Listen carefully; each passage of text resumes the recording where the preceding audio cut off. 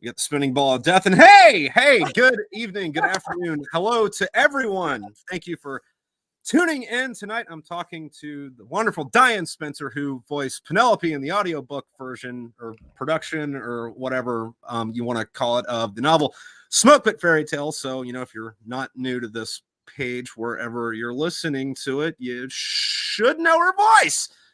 Are people listening as well as viewing is one question. It doesn't give me the analytics for that. Oh, okay. So well, I'm just wondering if people, if I need to do audio descriptions as well. Do you know what I mean? No. You know how sometimes they do that? They kind of go, Trip looked at Diane in an odd way. Like that. Yeah. And quite personally, I hate hearing that on an audiobook, and that's one of the reasons I did it the way I did. Because I'm assuming you've listened to an audiobook before, and half of it is the hobbits left the Shire, and I'm going to tell you this long drawn out story in this very unoffensive and stale and flat toned and evenly paced narrative. It's I don't want to listen to that. So I don't want to do you know what? Oh man, at the moment I'm working my way through the Zombie Fallout books by Mark Tufo, and one of the things that he's done in one of the books, which unfortunately has grated on me, is when a character is in imminent danger, for some reason he'll then do a quick flashback to, oh, the reason I'm scared of heights is this. And it's like, dude, you've now completely skewed the story, and now I'm just like, well, is he still up the ladder? Is he not up the ladder? What's going on? And so I understand. I think there's a time and a place for exposition, but nah, not in the middle of a dramatic scene. Well, especially if you've been paying attention to the rest of the book.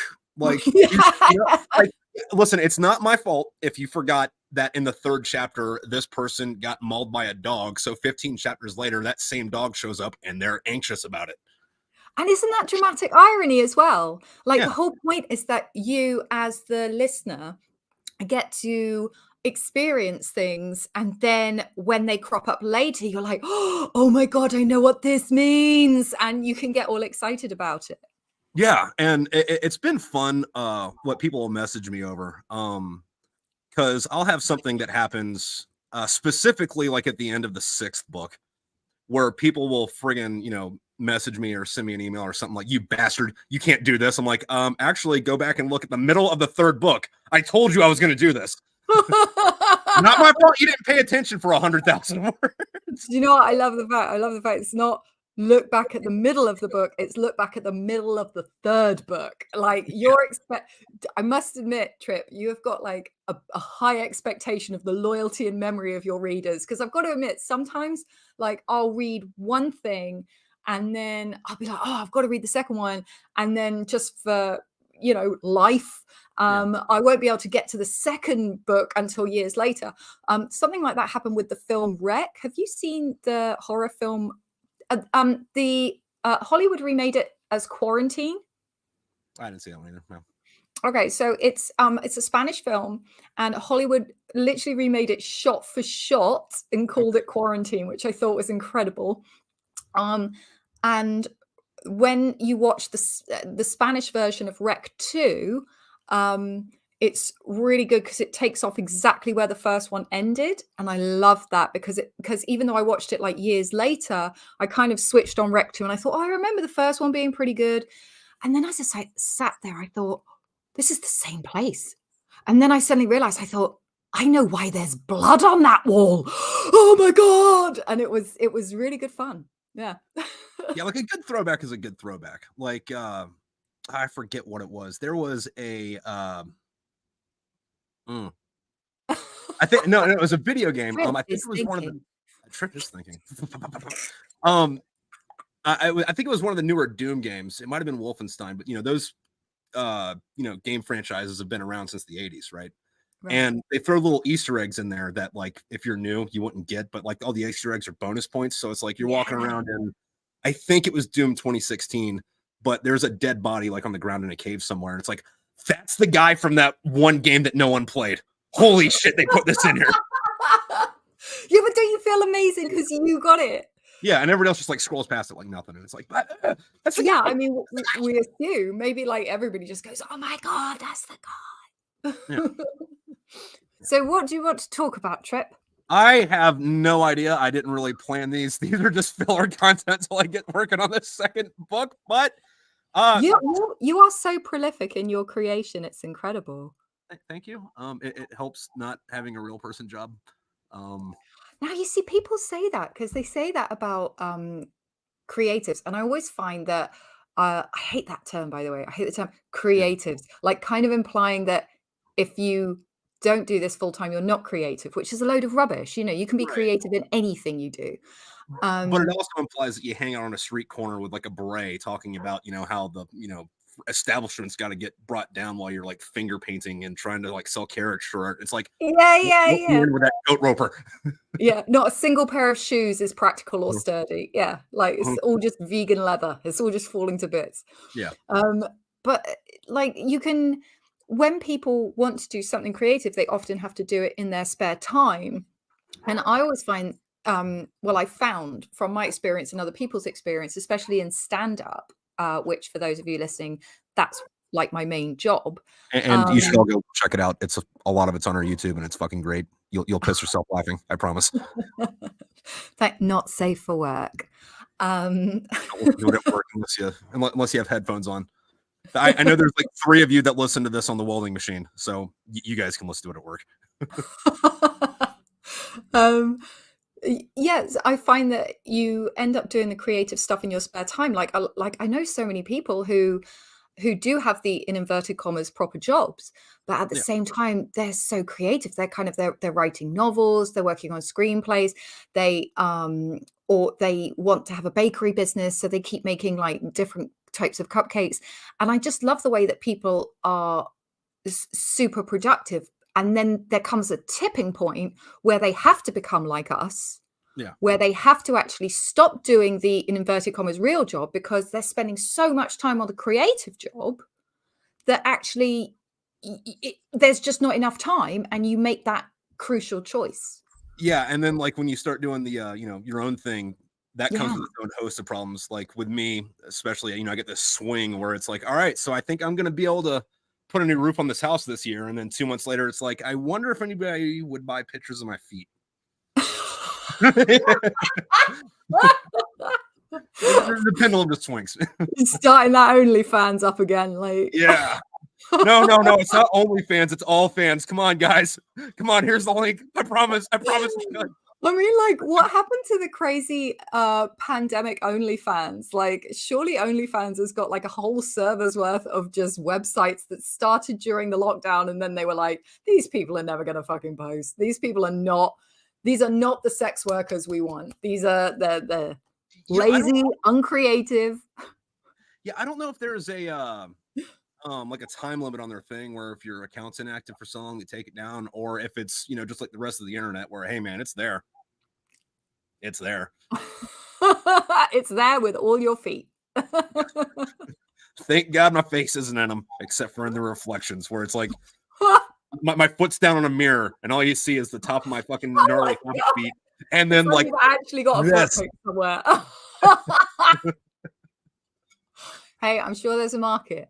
I'm sure. Do you know what? Niche sells. You It, find that niche. yep, and it slithers right into it. But speaking of niche though, because I would say that my books are pretty niche. Um, I really enjoyed your your performance. It was great. Thank you. Oh, thank And you. so does most of the people in the comments, or did before YouTube nuked my channel and I had to start over. But I also really enjoyed your outtakes. There was one in particular I liked where you're in the middle of a sentence and then there was like a bang or something from somewhere, and then you're like, oh shit, my husband's coming upstairs. I'm just gonna, and then like you did the rest of the chapter, but it was all about this fast and the whole time. I was like, she got most of those words in there. Huh. Oh my God, that sounds horrendously unprofessional. I'm so sorry. Oh, no, I loved it. Well, I try, like, it's funny doing an audiobook. I was so pleased that you asked me. And it's interesting doing one because the way that we did this, in that everybody sort of filmed their parts, everybody recorded their parts separately.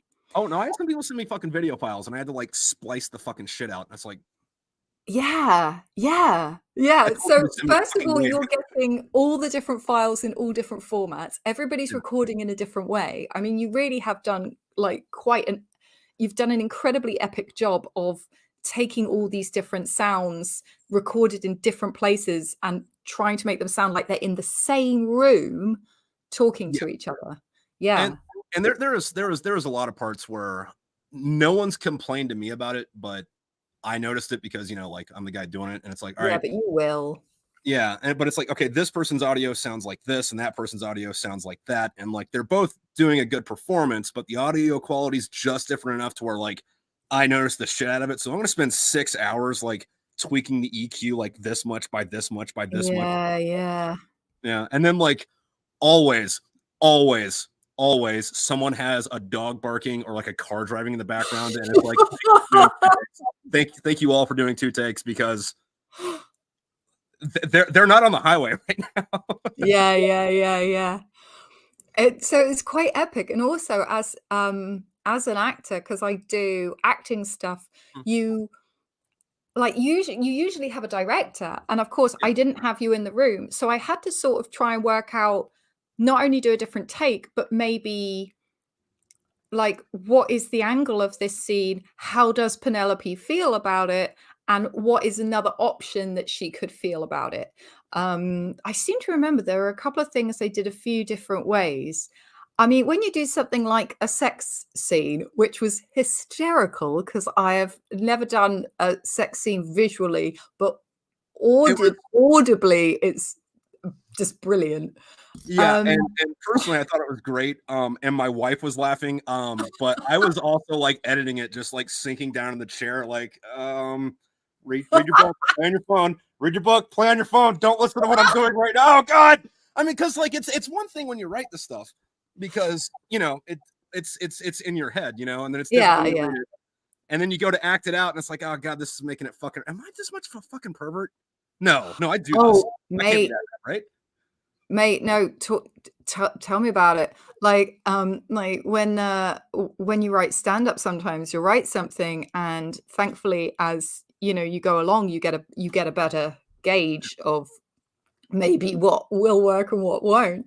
But the worst thing that happen is when you're doing new material and you kind of go, did I really write that? And then you think, okay, yeah, should I say it? And you think, I should try it. I'm sure it's got some merit to it. And then when you say it out loud and the whole crowd is like, ugh, and you think, oh yeah, nah. Mm, Okay. yeah, okay. Namaste. Sorry, everyone. Yeah, don't look at the grandma while you're making a joke about somebody's boobs looking like Oh. baseballs inside of tube socks and wrapping around your head like a turban and having her call you the Sultan. Not gonna work out. Got it.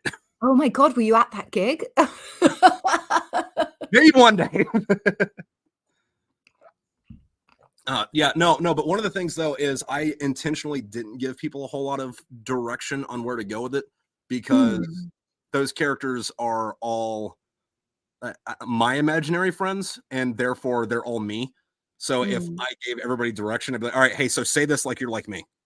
Yeah, yeah, yeah. And then like everyone would just sound like me. And it's like, I don't want that. I thought it came together more organically, having people just Yes. act how they would act and bringing their own thing to the table. Because like the audiobook's not a one-to-one translation of the book. It's Mm, close, but it's not the exact same thing. which I think was a really good choice because I have listened to some short stories that have way too many "she said," "he Mhm. said," "she said," "he said," and you think, I can tell when he's talking, I can tell when she's talking. You can stop. And it starts to detract. So, no, I think you did really well. Thank you. Yeah. So you say everybody is like you.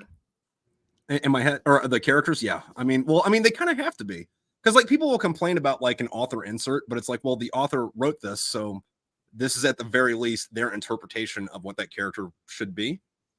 But do you have any of your characters made decisions that you would not make? Oh yeah. um That's good then. Well, at least then you are giving them license to become separate from you. Oh yeah, no, and like as the series goes on, they all become like more and more stronger of their own independent characters, I think, except for Hank and Penelope, who they get married. So like you know how married people are, you both eventually become the same thing at some point. Like you're like not quite the same person, but like there's a good enough overlap. You know what I mean? Where it's like you have the same opinion about the dishes.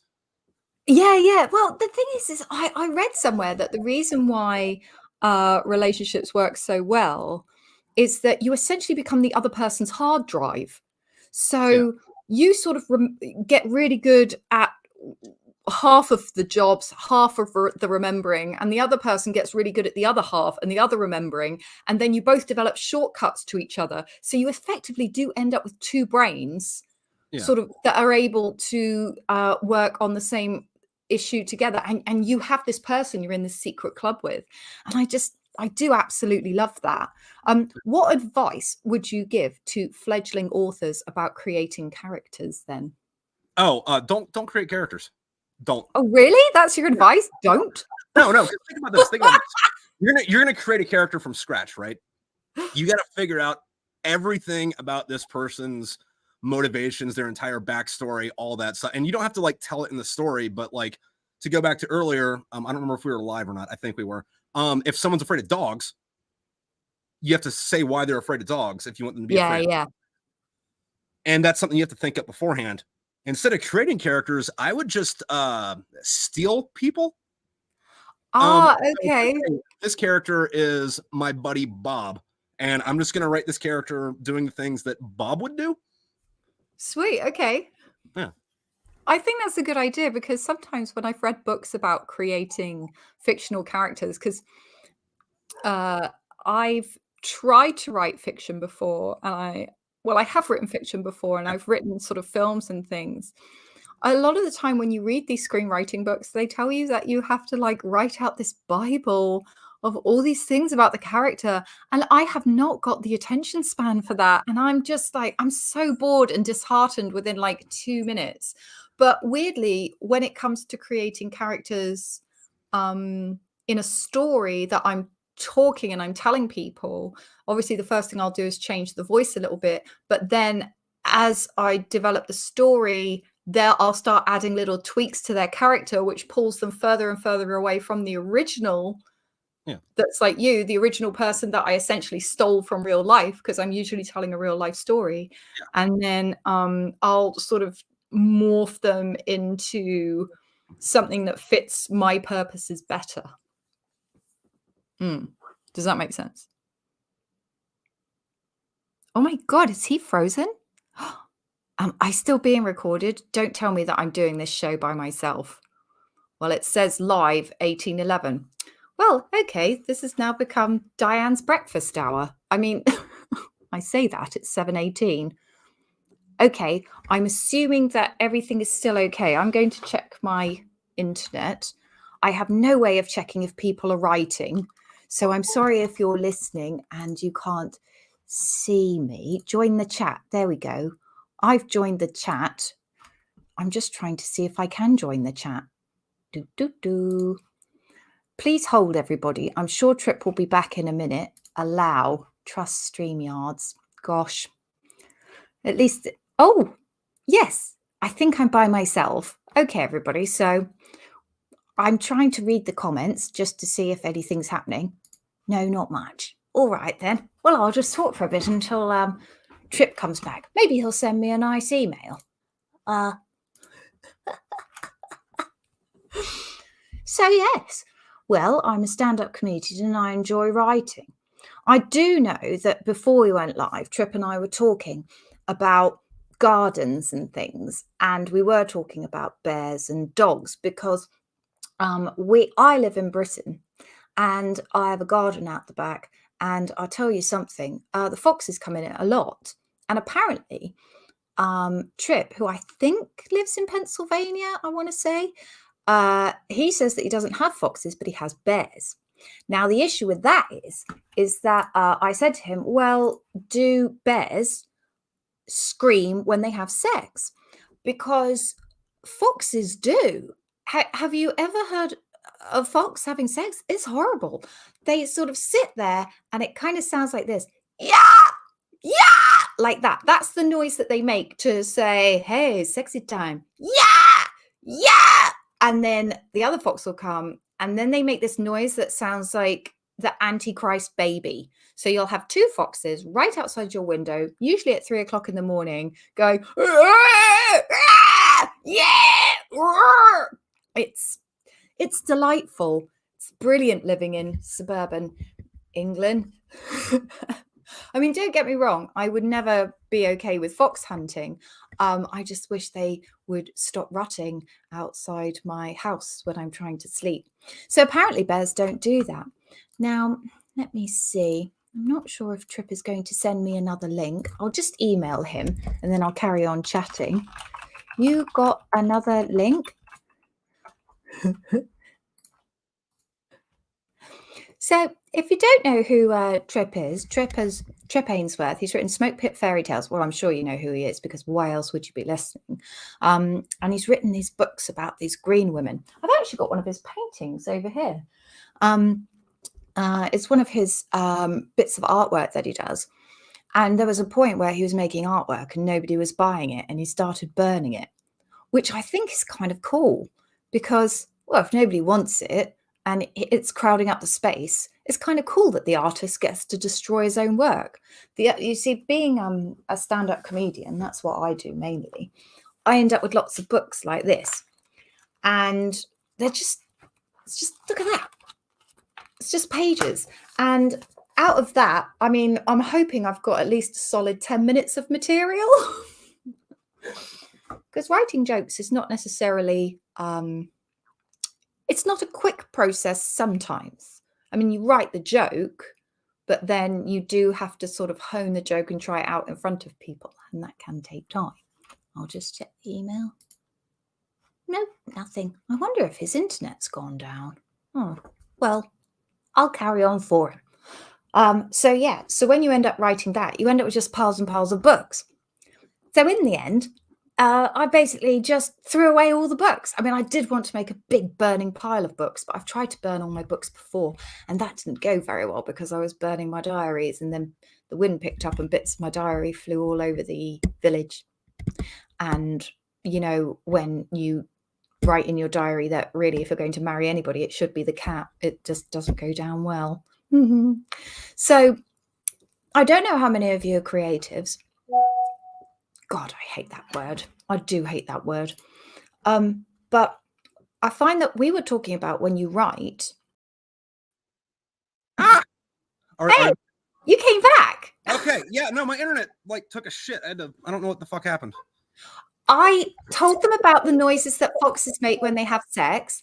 Okay. And then I was talking about you burning your artwork. And I've actually got a piece of your artwork on the thing. That's one of yours. That's a Penelope too. Yeah. Well, thank you for keeping everybody entertained. I mean, I don't know if I did. I had to suddenly join sort of the chat. So yeah. Oh, is anybody in the chat? This is, well, I couldn't see anybody, but who knows? Who cares? And so that's one of yours. And when I saw it, I just thought it was so beautiful. Oh. I loved it. Well, thank you. I'm glad you liked it. Yeah, so I think it's great. So that's one of my favorite bits. You saw that other one hanging up? Say what? Support live artists, not the dead ones. Well, I mean, the dead ones are overpriced crap anyway nowadays, so.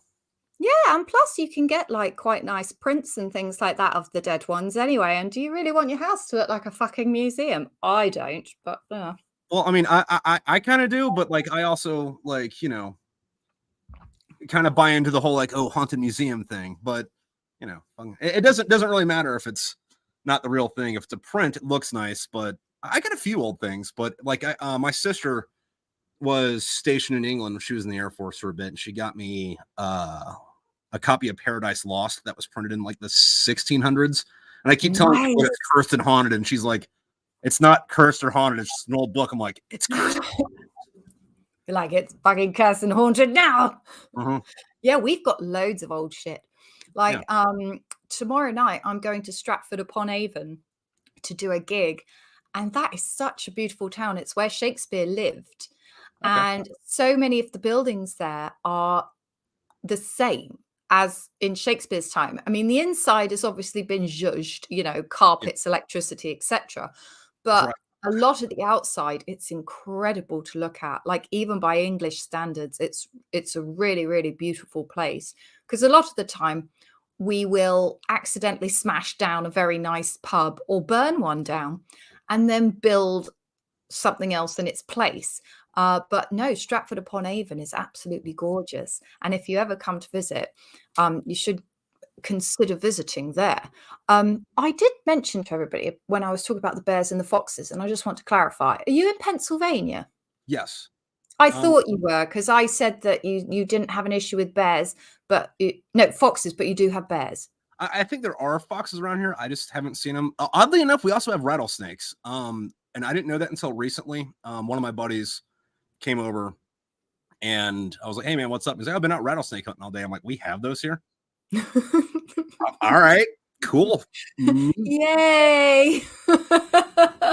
But we also live in the part of the country where like the lesser known cryptids live. So like we don't have like the Mothman or Chupacabra or anything, but like every once in a while there's like a Bigfoot spotting or like there's Nice. something that's probably just got like whatever bear gonorrhea is screaming in the woods, and everybody's like, you got to go inside because the boogeyman's out. It's like, okay, well, I don't know if it's the boogeyman. Then you hear the scream, and you're like, I don't really give a shit what it is. I'm going inside.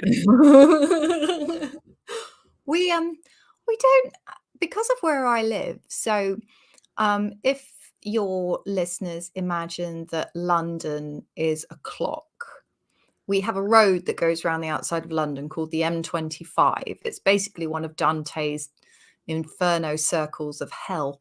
Which one? And I believe it's circle number 10 for the heretics and the people who can't drive.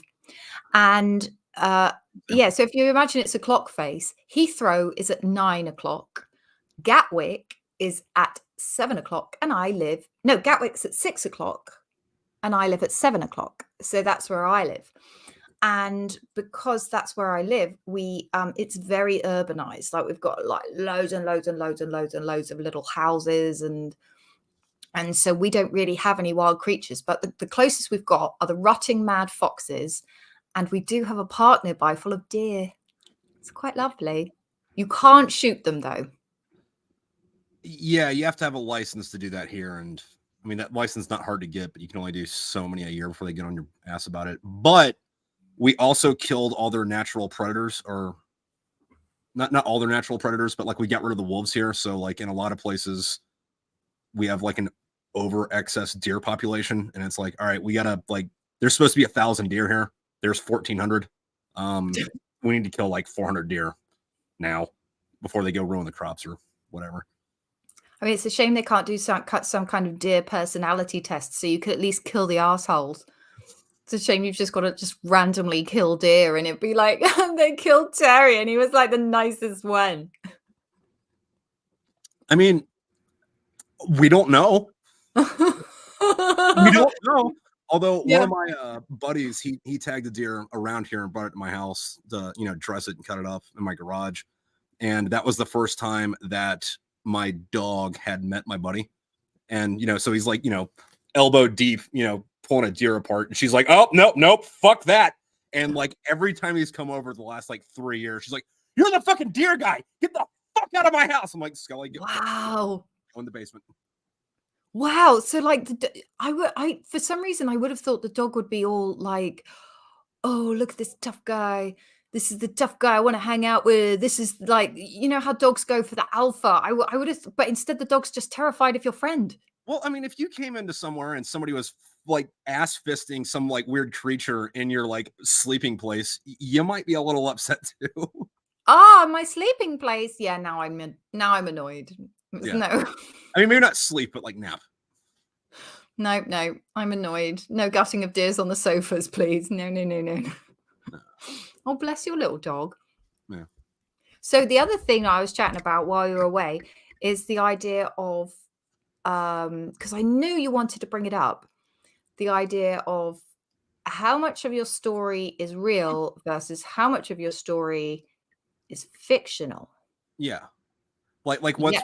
what like I was going to ask you, what's your fact to fiction or like this happened to bullshit ratio? Because like I know with me it's like 10% of the shit I write about's real. And the rest of it's like kind of comes up in the same manner of, you know, when you're talking to somebody and you're like, oh, hey, I crossed the road. And somebody was like, you know, it'd be really cool would be if you cross the road and then like a Bigfoot was there. And then am I writing? Well, yeah, sure. Fucking Bigfoot's there. Mine, all of my stand-up starts in reality, everything. So, because of the way that I write, everything starts as an event in my life. That's what I've realized over sort of the 13, if you count a pandemic, 13 years that I've been doing this. And So then it morphs because you're a creative type. yeah, it does. Yeah, but also you want to you need to tell the story. And whenever you start off with the truth, which is the whole truth, and is usually there's an interesting bit and a fuck ton of dull. Yeah. And so the first thing that you have to do is identify the interesting bit. And you want to get rid of the fuck ton of dull. But the problem is that if you just go for the interesting bit, sometimes then it doesn't make sense if you get rid of the fuck ton of dull. And there's going to be tiny little bits that you actually do need to keep. So then when you've got kind of that, you're like, okay, so this did happen. This is the truth. I've got rid of much of the dull stuff as I possibly can. And this is the core of what occurred. And then when you're there, you kind of go, is this A, believable, even though it happened? Because some things that do happen, even though they are the truth, lose their believability when you're on stage, because it's too much for people, right. or they just think, nah, that's not like. I remember I got heckled once when it was during the Edinburgh Fringe, which is usually, people don't heckle there because it's like an arts festival and everybody's a little bit like, oh my god, arts festival, oh my god, quick virtue signal. And you totally And got attacked by an octopus while you were grocery shopping in the middle of town. what? Like I was just, you know, never mind. Go on. Sorry, I'm tongue tied right now. So I got told over the phone by a woman, and I don't know who it was, from my medical center, to piss in a jar and bring it to my doctors because I had cystitis, or I was going to be, or whatever. Right. And this woman told me to do this. Now, when I told that story on stage, a young lad started going, that's not true. We don't tell people to do that.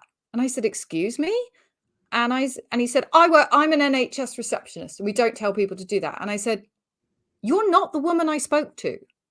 Because, and I can understand why he said that, because he was clearly like feeling affronted in some way that I had crossed a boundary with his job. Like when people heckle like that, they reveal a lot more about themselves than I think they want to. But that is what happened. So I was kind of stuck because he's saying that's not what happened, but I'm like, well, it did. But at the same time, my brain is going, I knew we'd have this problem. I knew it. So sometimes when I take the initial event, I do ask myself, is it believable, or do I need to tone it down? Do I need to hype it up? And then I start adding in the frills. I have to start adding in words. I have to start taking the things that happened and then explaining them in a fun and interesting way. So that's where the creativity lies, but everything starts with a kernel of truth. Right. So I don't know what the ratio would be if like everything has truth to it. Right. Yeah. So I think it just varies. Nothing is 100% because I would almost be disappointed in myself in doing something 100% real. Like, well, that and like 100% real is boring because between the build up and the punchline, you also take a nap, go to the grocery store, Yeah. brush your teeth, Yeah, X, Y. yeah, you got it. Yeah, the bits that you don't need. Like it's implied that I went to sleep that night. I need to tell you that I went to sleep that night and had Yeah. some weird dream about X, Y, Z or whatever. No, but one of the things that kind of led me to that was you had a bit about, I think you were talking about playing Killzone with your mom. And she Yes. got some like new like super bazooka gun, and when she shot it, it turned the power grid off. And I was like, okay, that's ridiculous. That didn't happen, but that's fucking great. Just say that. I can't remember that bit. I know that the electricity was bad. Like, Oh, the wiring was not good, oh, okay. and we had frequent power cuts. We went through, like, a month. I was living in New Zealand, and we went throughout, like, a month where our neighborhood, for whatever reason, we just had sporadic power cuts. Okay. Now, of course, mother firing a bazooka in a game would not Right. affect the power cuts at all.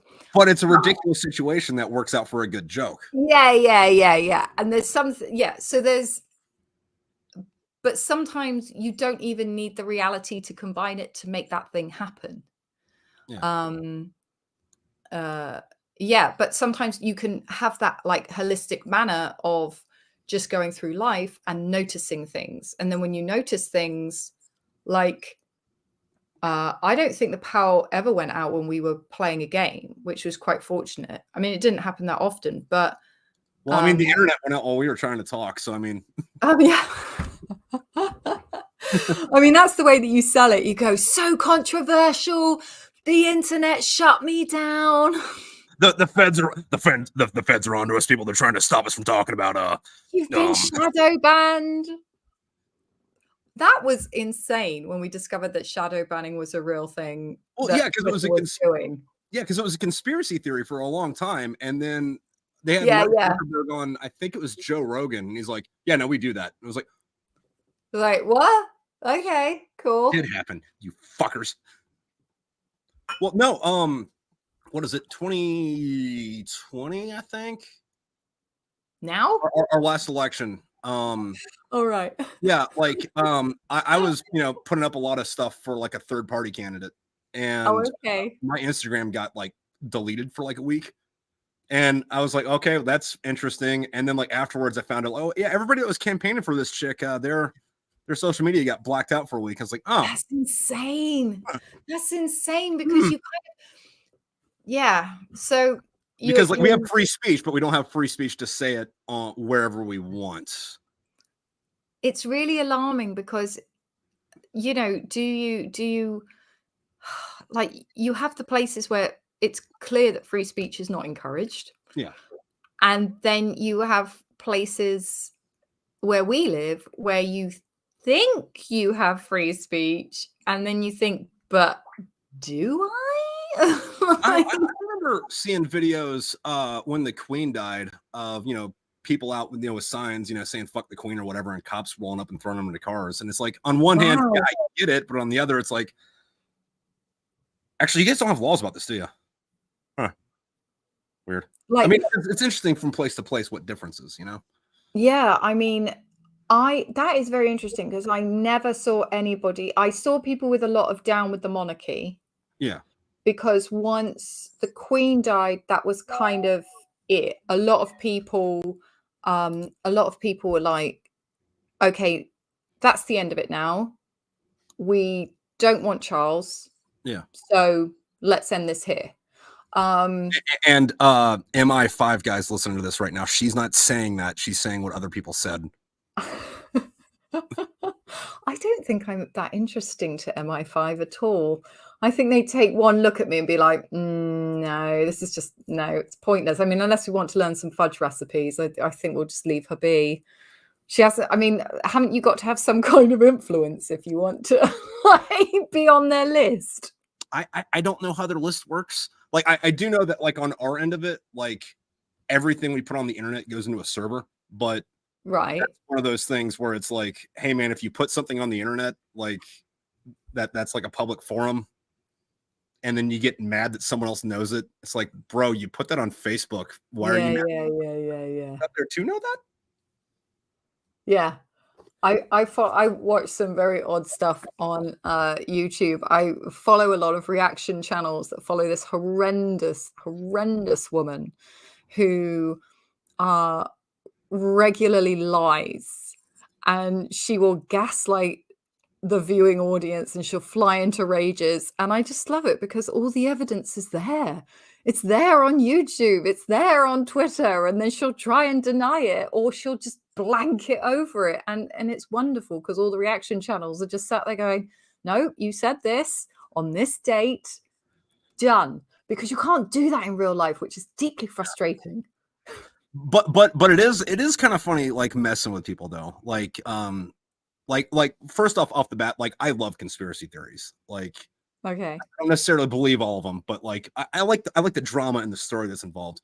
And then every once in a while, you know, especially recently, because it's September 13th as we're recording this now, but you know, like September 11th, you know, was a couple days ago. So, you know, all the conspiracy theories pop back up, especially with you know, George Bush did 9/11, and it's like, yeah, but his dad killed JFK. And then they're like, what? And then like, so, well, you know, he was the head of the CIA, and like he was in Dallas, you know, the day that, you know, JFK got killed, and he flew out 20 minutes after JFK got killed, even though JFK wasn't, you know, supposed to leave Dallas until hours and hours later. Why was his plane scheduled to leave right after JFK got killed if he wasn't planning on leaving anyway? Yeah, I get it. I mean, I don't know. Sometimes I've had chats with people, and it has they've sort of got quite angry very quickly if I haven't accepted what they're telling me straight away. And we obviously have had a lot of that with COVID-19. Yeah. And I did some work for a news channel here that's quite a antagonistic news channel. I've seen it. I enjoy the rhetoric. It's Especially very much more like the American sort of channels, because you have people actually like out there making very bold statements and then arguing and making yeah, very but like sweeping especially with statements. the show you're on, it's like here's The the show I thing that was happened. on. Was on. Oh, sorry, I didn't know it was a was. That's Uh, okay. I'll unsubscribe to them then. But it was very all right. Here's the news, and then let's make a bunch of inappropriate jokes about it and accuse each other of XYZ ism or phobias because of it. You dirty, stupid XYZ, whatever. Yeah, it was not not the kind of thing that I necessarily enjoy doing. Like I like making jokes about the news. I enjoy doing that, but I'm not combative. And I think that some people are quite combative and they thrive on that sort of interaction. Like Right. I mean, even when I get heckled, I will always deal with them in quite a kind and sort of open manner. It's very rare that I insult people. It's very rare that I try to be aggressive back. So you don't Um, have like a revolver of like loaded like anti-heckler insults, just like loaded into a pistol on your hip, ready to oh take that. no, I do. We all do. We all carry that gun, but I choose to go with my kill them with kindness taser before I Watered get down pepper out the spray. revolver. Yeah, I'll go with my polite pepper spray before firing off sort of the casual bullets. But going back to what we're talking about with conspiracy theories, so yeah, it's interesting because some people, they'll start talking to you about this theory, and you'll say, "Well, okay, I haven't read any of that information," you Yeah. know, because they want to tell you about this conspiracy theory, and you'll say, "Okay, well, I've not read any of that yet," and then you've got a certain amount of time, I've noticed, until the conspiracy theorist gets angry with you because you're a sheeple. Yeah. And I like mystery and conspiracies, but I wouldn't say I'm a conspiracy theorist. But I do enjoy reading them. Yeah. Yeah, that was a problem I ran into back when I had my podcast, or the old one that I had, where I would run across some people that just like knew everything about every conspiracy theory. And it's like, all right, hey, I want you on to talk about this, not so much this specific conspiracy theory, but like let's just like roll over them because like I find it interesting. And it always fucking ends with blaming the Jews for everything. And it's like, what? I don't think the Holocaust was the Jews' fault. I might be wrong about that. What? Oh no, But no. yeah. Oh, And it's that's like, insane. like No, that's just anti-Semitism. Yeah. that's not conspiracy theorists. Yeah. That's no, that's not. That's very bad. No, the wow. And like especially that one, because like in general, like racism's kind of stupid, but to put it lightly. Yeah. I never understood the white people hating Jews thing, because it's like, wait, I have to figure out what your last name is before I can decide if I want to not like you or not. It's just insane. Yeah, and it like nothing there makes sense. It's yeah, so when that's the weird thing, like when you try to sort of confront people with a bit of nuance, a bit of patience, and a bit of logic, sometimes they get really angry at you because you're almost chipping holes in their identity, because their identity they've affixed to this like conspiracy idea, which is insane. But you know, we all need a hobby. And ironically, when you go to like write fiction or write jokes, you have to sort of be able to flip into that unhinged dynamic, that dynamic of I'm totally right, I'm totally the aggressor. But I find in real life it's not like that at all. Well, I'm not like that at all. Yeah. Yeah, no, yeah. Yeah. The one though that I will bring up though is I found out something recently that made me change my mind on something. Okay, so I don't believe in Bigfoot, but I don't not believe in Bigfoot. Got you. Agnostic. Okay. Understood. And there's two reasons for that. The first one is that Bigfoot mainly exists in the Pacific Northwest, where A, nobody lives, and B, all the natives think that he's there. So it's like, all right, so the white dudes from New York who have doctorates in some type of whatever, who haven't ever been to, fuck, I don't know what part of Canada that is, but they say that Bigfoot's not there, but all the natives do. And it's like, all right, well, that's kind of whatever. But what really changed my mind was the Romans and the Greeks talked about a Bigfoot like being down south of fucking Egypt for thousands of years. And everyone was like, okay, yeah, their version of Bigfoot. Yeah, sure, Bigfoot exists. Okay, guy. And then in like 1912, we discovered gorillas. And the fact that gorillas weren't like known to like exist until 1912 made me think, okay, all right, so there's a region of the planet where not a lot of people live, and the natives say they see these things, and the people from outside say it's not there because when they visit for a weekend, they don't see it. So it's like, I'm not saying Bigfoot's there, but the fact that we didn't figure out gorillas existed until 100 fucking years ago, fuck, maybe, I don't know, man. Yeah. And I don't see that why there's anything wrong in having an open mind. Yeah. I mean, they recently went into Loch Ness with a lot of equipment because they were fully going to find Nessie. And also, when you think about the vast scale of the ocean and how little we know about it, I mean, the idea that there is some kind of incredible, dare I say, Godzilla-esque thing that lives there, it's not totally beyond the realm of possibility. I mean, and also Bigfoot, actually, when you think about it, could quite happily exist in terms of sustainability, like in terms of being an animal that fits in with its surroundings and it doesn't do too much damage, like a bear. And sort of bears manage to exist. Why wouldn't a Bigfoot? Yeah. Oh, and the other thing is like we didn't know for a fact that the giant squid existed until like what 20, 30 years ago. Before that, it was just some like sea monster that sailors make up, but then they started, rolling up on the beach dead, and it's like, okay, so we got Yeah. a 100-foot long tentacle over here. I've seen one of those. I've seen one in New Zealand, like in a display case, like a dead one.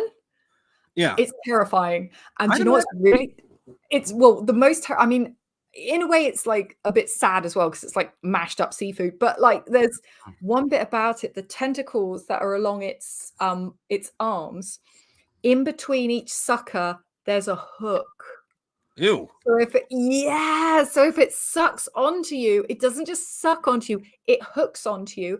And even worse, it's got the arms that are suckers, but it's got two of its tentacles just have sharp machete-like Like slices knife at the hand? end.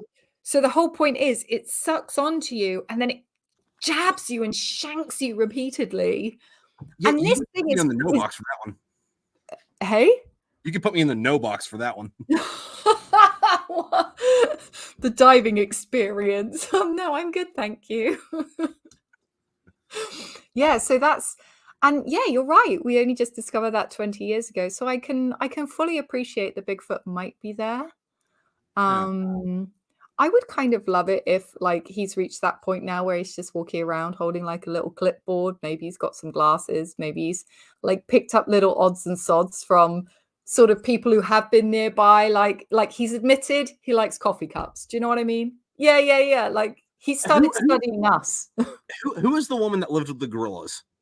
Jane Goodall, So wasn't the it? Bigfoot version of that. That sounds right.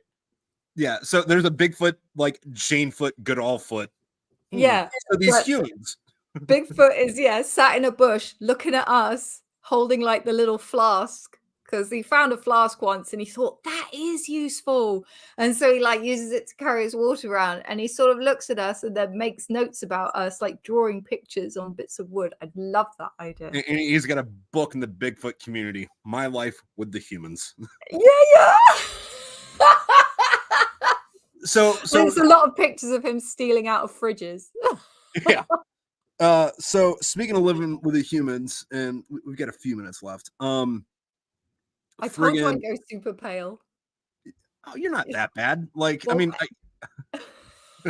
for anybody who can see the visuals, I haven't got the right light, so I had to use my makeup light. So I mean, you want to talk about conspiracy? I look like the lizard person, or at least a vampire or something. You got to admit, look how pale I look. It's ridiculous. well, in Eastern European mythology, the vampires were all redheads. And look at this. And blatantly, look, I look like my blood type is mayonnaise. Like it's, nah. Well, knock on mayonnaise. Anyway, going back to living with the humans and wrap this back around. You did play an alien in the books, and one of the reasons that the aliens were the way they were was because for anybody listening at home, if you didn't pick up on this, the aliens were massively making fun of Star Trek.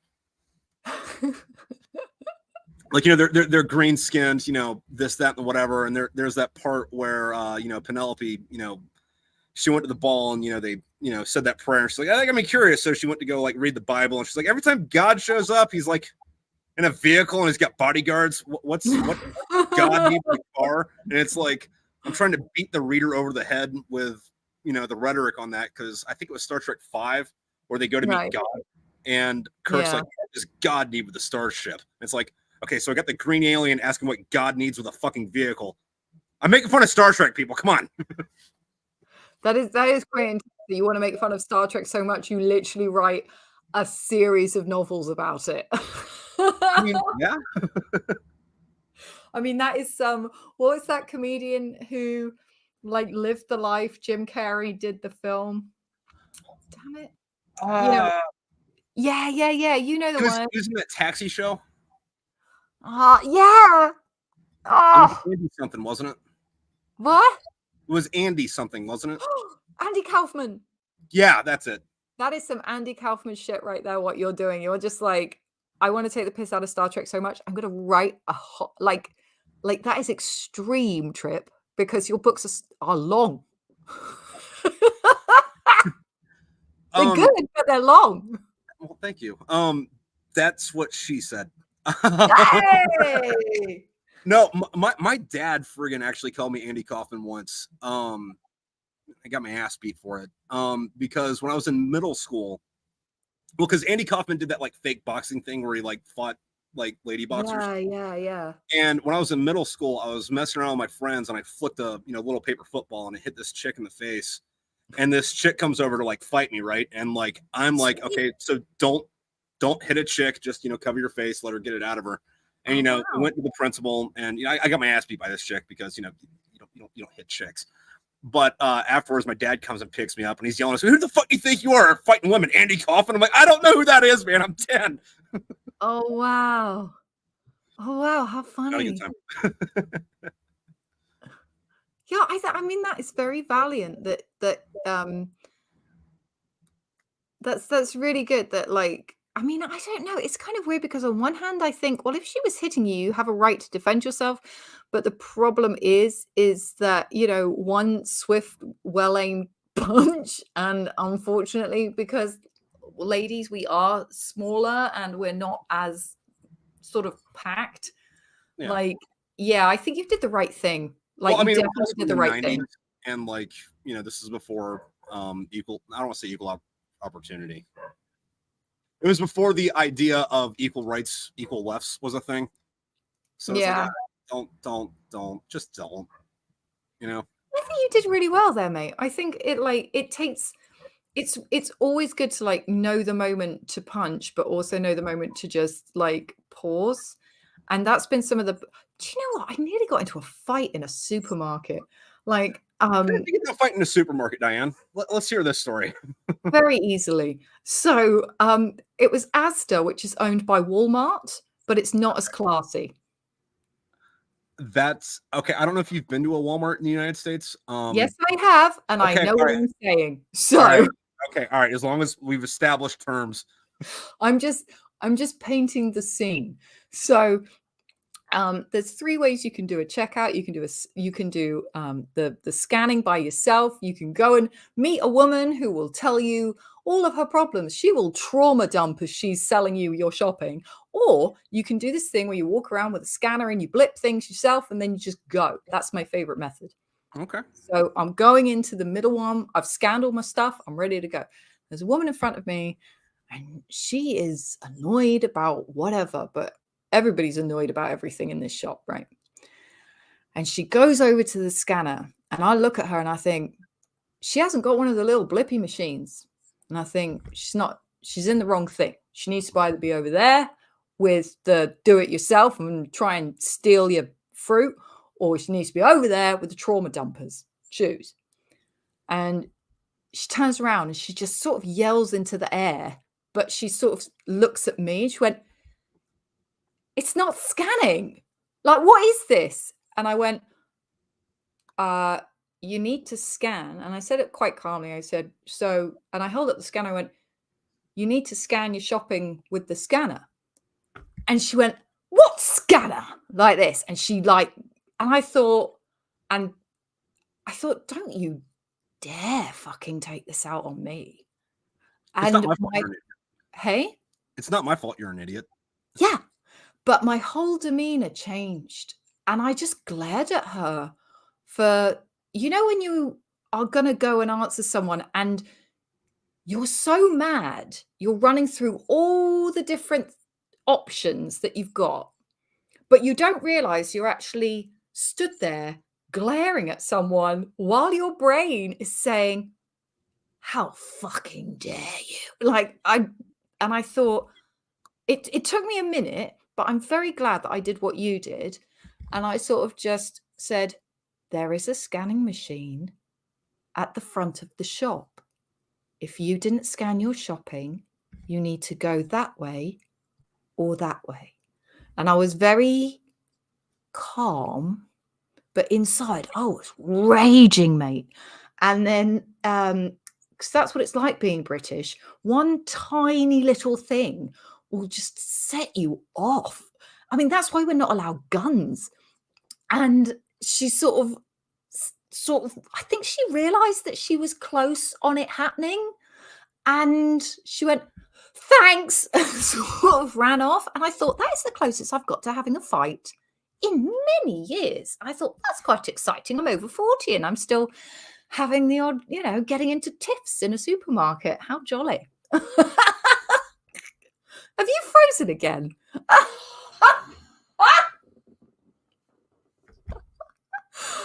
God, I wonder if my story was that dull. He just yanked the internet out of the wall himself.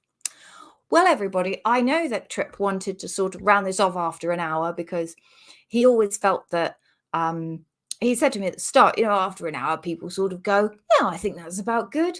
So I hope that we've kept you company wherever you've listened to this, whether you've listened to it in the car or online. And I hope you do check out Trip's audiobook, Smokepit Fairytales. And if you've got time, I would love it if you check out my YouTube channel. My name's Diane Spencer. And if you put Diane Spencer comedian into YouTube, that'll get you to my comedy. If you don't put comedian, you will get a lot of videos of Princess Diana. It's just the way it goes. Well, I hope you all have an absolutely super lovely day, whatever you're up to. And if you're thinking of doing a creative project, go for it. Be creative. Live your best life. Take care. And have a good one. Goodbye.